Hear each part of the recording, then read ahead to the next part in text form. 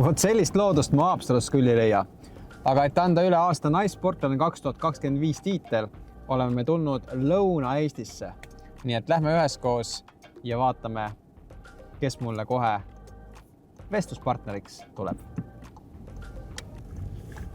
Ja selle maaliliselt kaunil päeval siin, ma ütleks ka maaliliselt kaunil Otepääl, on mul hea meel juhuslikult trehvata sportlast, kellele me soovime üle anda 2025. aasta naissportlase tiitli. Ja selle on pälvinud, tehke kodus palav aplaus, Anneli Tõugjas-Männiste. Palju õnne sulle. Siin on kõigepealt üks väike mõnus meene ja ma loodan, et see läheb aukohale sul kuskile. See on nagu need spordikristjanid. Jah, nagu spordikristjan, jah. Spordireporterlikult, Anneli, kuidas tunne on?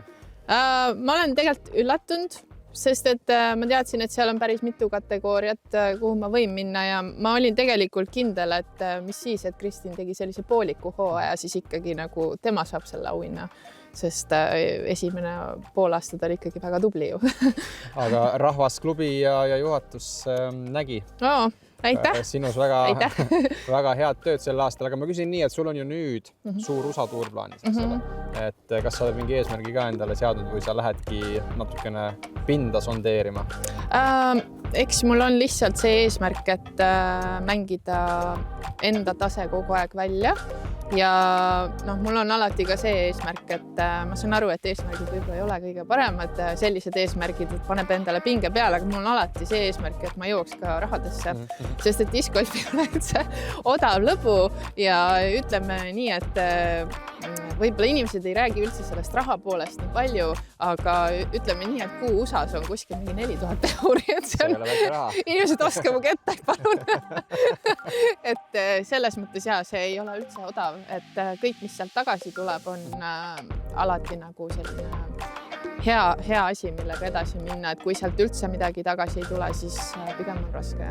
Kas nüüd vast pälvitud auhind annab väikse motivatsiooni boosti ka võistlema minekuks? Ja absoluutselt ja mul on nagu see ka, et ma olen ainuke naine eestlastest, kes nüüd sinna läheb, mis on nagu väga veider. Aga see annab sulle hea tähelepanu seal kindlasti? No jah, ma ei tea, kas selline tähelepanu mulle väga meeldib, aga ma arvan, et see on pigem positiivne ja ma olen nagu üldse väga palju, ma olen selline tõsine rügaja ka, et ma küll oskan stoppi panna siis, kui mul on tervisega mingi probleem, siis ma teen stoppi ja ma ikkagi ei astu üle sellest piirist, aga kui mul seda stoppi ei ole, siis ma võin kõike teha. Aga siis kogu Eesti discgolfi kommuuni puhul poolt palju õnne sulle. Aitäh! Ja me hoiame sulle pöidad nüüd siis USA-s turniiridel.